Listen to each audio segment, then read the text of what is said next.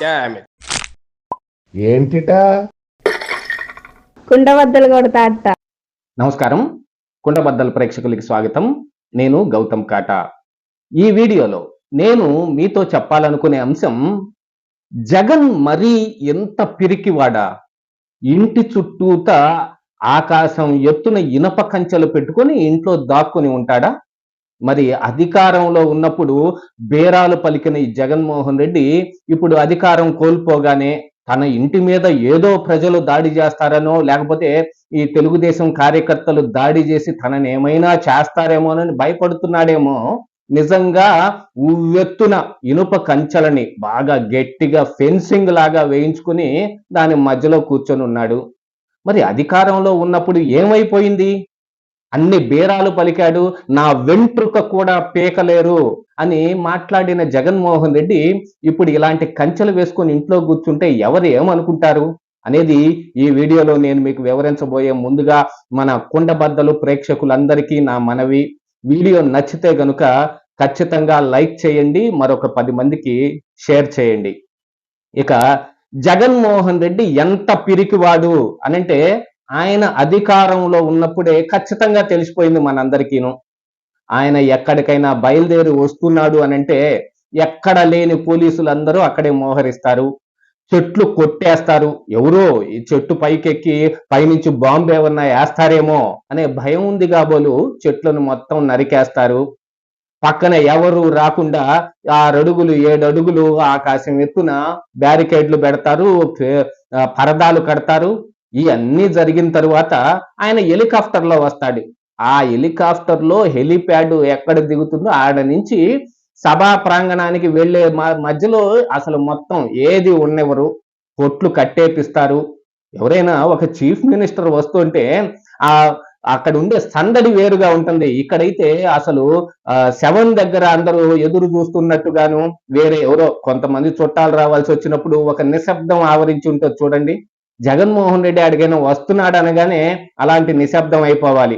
కొట్లు ఏది ఉండగొట్టడానికి వీల్లేదు, సోడా బండ్లు ఉండటానికి వీల్లేదు, పుల్లర్స్ ఎవరు ఉండటానికి వీల్లేదు, చెట్లు ఉండటానికి వీల్లేదు, ఇంత ఎత్తున బ్యారికేడ్లు కట్టేయటం, ఇదంతా దేనికి తార్కాణం? ఖచ్చితంగా భయమే. మరి అంత భయపడే జగన్మోహన్ రెడ్డి చంద్రబాబు నాయుడిని చాలా అవహేళన చేసి మాట్లాడటం. చంద్రబాబు నాయుడు ఇంటి మీదకి జోగి రమేష్ని పంపించాడు. అంటే జోగి రమేష్ నువ్వు వెళ్ళు అని చెప్పకపోయి ఉన్నప్పటికీ కూడా ఆయన వెళ్ళి ఆ చంద్రబాబు నాయుడు ఇంటిని ముట్టడిస్తాను నేను అని కొంతమంది వైఎస్ఆర్ కాంగ్రెస్ పార్టీ నాయకుల్ని, ఫాలోవర్స్ ని వెంటేసుకుని ఆడికెళ్ళి ఆడ చేసిన హంగామా అంతా కాదు. దానికోసమే కదా జగన్మోహన్ రెడ్డి కూడా నా మనసు దోచుకున్నావు రమేష్ అని అసెంబ్లీలో సైతం చెప్పాడు. మరి ఇది రికార్డులో ఉందో లేదో తొలగించారో తెలియదు కానీ మరి ఆయన మనసు దోచుకోవాలంటే ప్రతిపక్ష నాయకులు ఇళ్ల మీదకి కర్రలు కత్తులు జనాల్ని వేసుకొని వెళ్ళి అక్కడ హంగామా చేసేయాలి. అది చేస్తే ఆయన మనసు దోచుకుంటారు. మరి ఇప్పుడు ఏమైంది?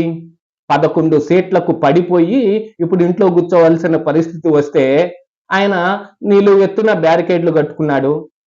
పార్టీ ఆఫీసు మీదకి, తెలుగుదేశం పార్టీ ఆఫీసు మీదకి ప్రజల్ని వెళ్తున్నారు అనే ఒక నెపంతో గూండాలని, వైసీపీ కార్యకర్తల్ని పంపించేసి అక్కడ ఉన్న అద్దాలు గిద్దాలు అన్ని పగలగొడితే మరి అందులో ఉన్న నాయకులు కానీ, అందులో ఉన్న ఫాలోవర్స్ కానీ, మరి టీడీపీ సింపథైజర్స్ కానీ ఎవరు భయపడలేదే. మరి జగన్మోహన్ రెడ్డి మాత్రం ఎందుకంత భయపడుతూ ఉన్నాడు? మొన్నటికి మొన్న గుడివాడలో కొడాలి నాని ఇంటి ముందుకు వెళ్ళారు. వెళ్తే ఆయన ఉన్నాడో లేడో కూడా తెలియదు, ఆయన ఎప్పుడో పారిపోయాడు. ఇక వల్లభనేని వంశీ అయితే ఎన్నికలు అయిపోగానే అమెరికా పారిపోయాడు. ఇక వస్తాడో రాడో కూడా తెలియదు.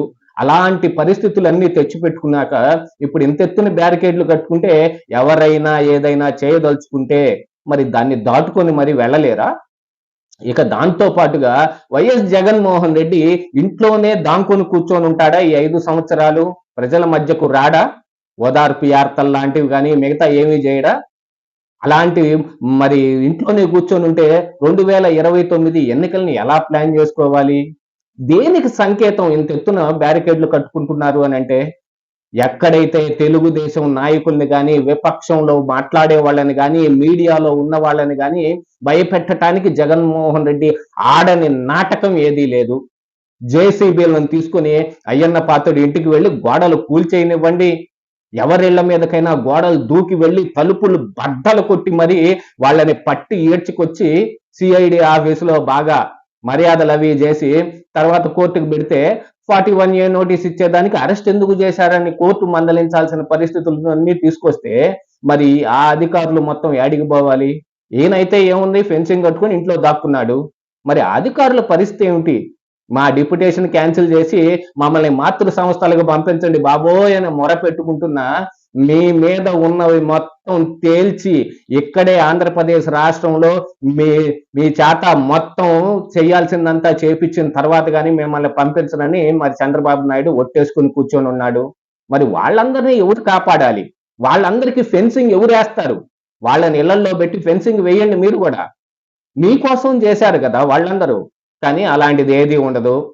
జగన్మోహన్ రెడ్డి తాను అనే ఒక మాట తప్ప వేరే మనవాడు అనే మాట కూడా ఉండదు. మరి అందుకే కదా ఎమ్మెల్యేలు సైతం ఎవరిని కలవకుండా కేవలం ఆ సజ్జల రామకృష్ణారెడ్డినో ఆ ధనుంజయ రెడ్డినో పెట్టుకుని ఆయన మేనేజ్ చేసేసాడు. ఇప్పుడైతే సజ్జల రామకృష్ణారెడ్డి గాని మరి సజ్జల కొడుకు భార్గవ రెడ్డి గాని అయిపు అజ్జా లేకుండా పోయారనేది వార్తలు వస్తూ ఉన్నాయి. ఎందుకు ఇదంతా ఎందుకు జరుగుతోంది? ఇక హైదరాబాద్ లో లోటస్ పాండ్ అంటే తెలియనిది ఎవరు లేరు, అందరికీ తెలుసు. ఎక్కడెక్కడ జగన్మోహన్ రెడ్డికి ప్యాలెస్లు ఉన్నాయో అందరికీ తెలిసిందే కదా ఆంధ్రప్రదేశ్ రాష్ట్రంలో. ఒకసారి కొలుకుపూడి లెక్కేసి మరీ చెప్పాడు, ఆయనకి నవనగరాల్లోనూ నవ నిర్మాణాలు ఉన్నాయి. బెంగళూరు ప్యాలెస్, తాడేపల్లి ప్యాలెస్, మరి మెడ్రాస్ లో ఉందని, అదే చెన్నైలో ఉందని, ఇప్పుడు హైదరాబాద్ లో ఉన్నదైతే అందరికీ తెలిసింది. ఎవరెవరి ఇంటి మీదకి జేసీబీ పంపిస్తూ జగన్మోహన్ రెడ్డి ఆనందిస్తూ ఆంధ్రప్రదేశ్ లో కూర్చున్నాడో, ఇప్పుడు హైదరాబాద్ లో ఆయన ఇంటి మీదకి జేసీబీ వస్తే మరి ఆయనకి ఎంత బాధగా ఉంటుంది? ఆ బాధ తెలియటం మరి ఇది కదా దేవుడి స్క్రిప్ట్ అంటే. ప్రతిదానికి దేవుడి స్క్రిప్ట్ అని జగన్మోహన్ రెడ్డి 23 మంది ఎమ్మెల్యేలను మాత్రమే గెలిచారని చంద్రబాబు నాయుడిని ఎత్తిపొడుస్తూ ఉండేవాడు కదా. ఇప్పుడు జరుగుతోంది కదా దేవుడి స్క్రిప్ట్. అసలైన దేవుడి స్క్రిప్ట్ అంటే ఇది కదా.